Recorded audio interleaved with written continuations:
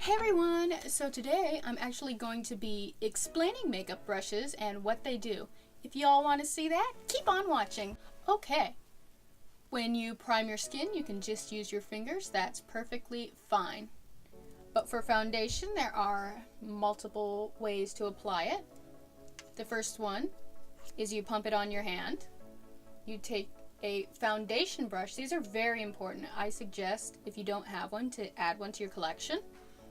Just take some from your hand, apply it to the basic areas, the forehead, the cheek, the nose, the chin, and you can either get a damp beauty blender and dab it in, or you can take a kabuki brush, which is really important, and just kind of make circular motions and blend it in that way. Also, another way to apply it is taking the very tip of your beauty blender and dotting that in and dotting it all over your face till you kind of look like a piece of pop art, which is really cool actually. And then I usually take my kabuki and blend that in. Now kabukis are kind of known for when you take your beauty blender and your kabuki together, it kind of gives a more airbrushed effect. So that is also a really good look as well. Next up, of course, is concealer. So when you take your concealer, and like I say in every video, you dot it on, you never swipe. You can either take one of these wonderful sponges from Sephora. As a matter of fact, I need to get a new one. But this is really great because of the way it's angled. You can just really get real close to the eye and help really with the angles. Also, another great option is a mini beauty blender. This one is really fun and it comes with that flat edge to really help press in and get in. You always want to make sure to blend your concealer. It's very important. Next up is you need to set your face. Next, you want to set your face when you have the concealer and the foundation on. What is really good is also taking that cake and bake sponge and using the other end, taking your powder and just taking it in and baking that on. Baking is very important because it really helps the powder to soak in and stay, and it really helps everything stay put.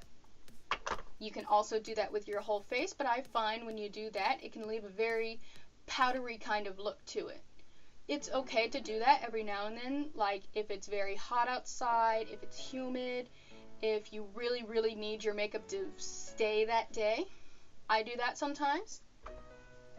But also, it's great to bake the under eye area and the nose, and then taking a little puff. These are great because it can really get where you need it to be, and it can be as little or as much as you need. Now the next option would be a fluffy facial brush. So you would just take your setting powder, your translucent powder, and I just personally like to tap it in. And that really helps it to stay while not disturbing your baking under the under eye and nose. For me, the next step is the brows. So we have a couple things going on here. So we have a brow brush and comb, which is really important. You want to make sure that everything is put in place before you start anything. That way you know exactly where the brow product is supposed to go. And then if you have a powder product such as this, you will need like an angled eyeshadow brush. This is what I use. And you would just want to take it.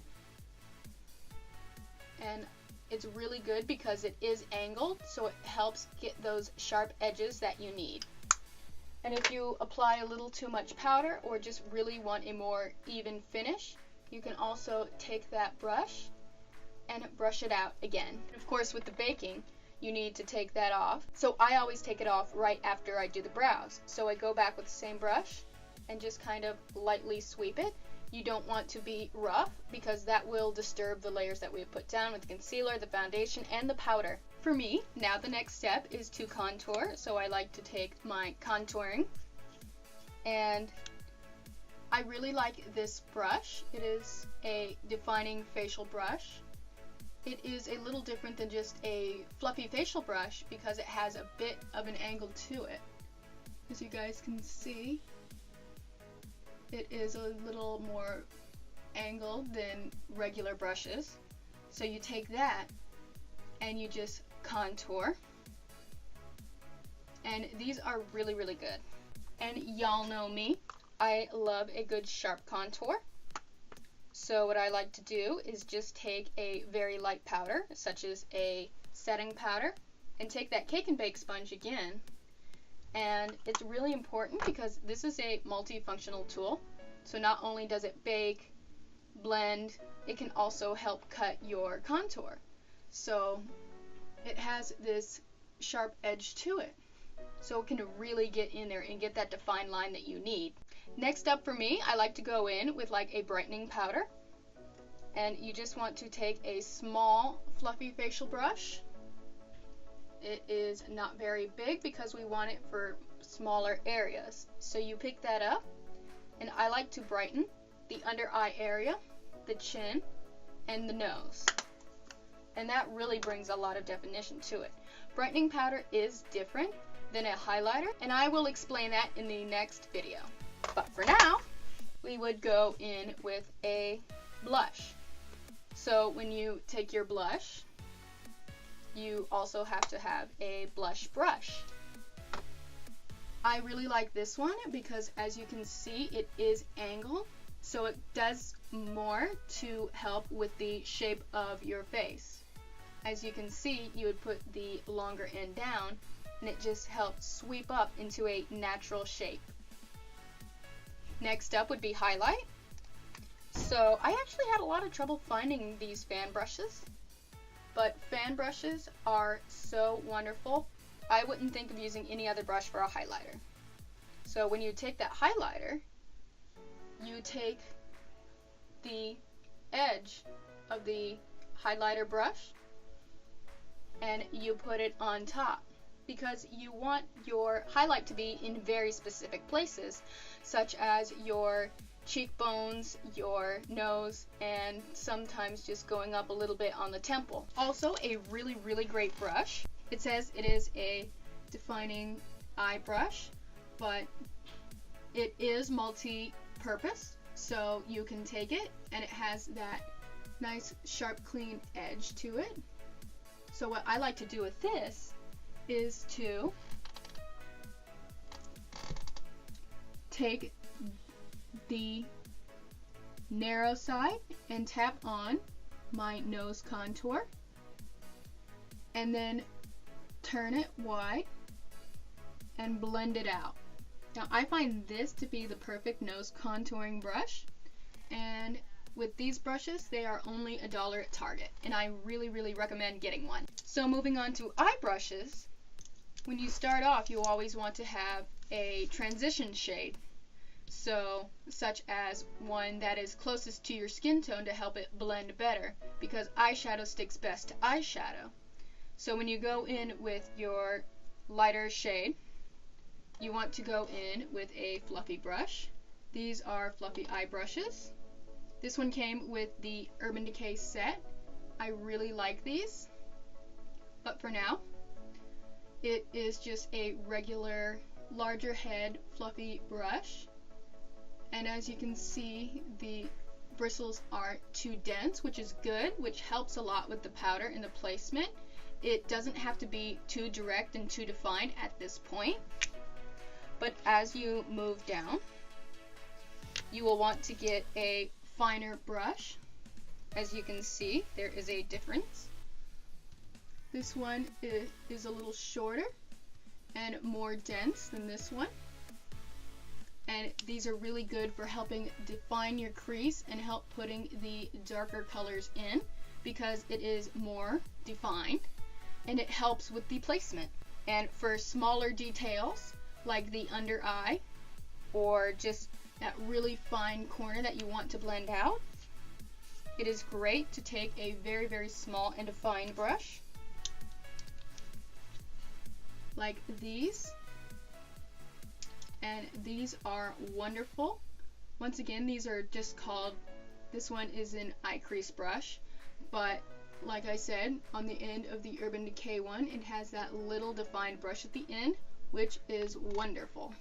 And to get the most defined lash line, I really like to use this one. It is a smudge brush. As you can see, it has a flat little head here, flat and narrow.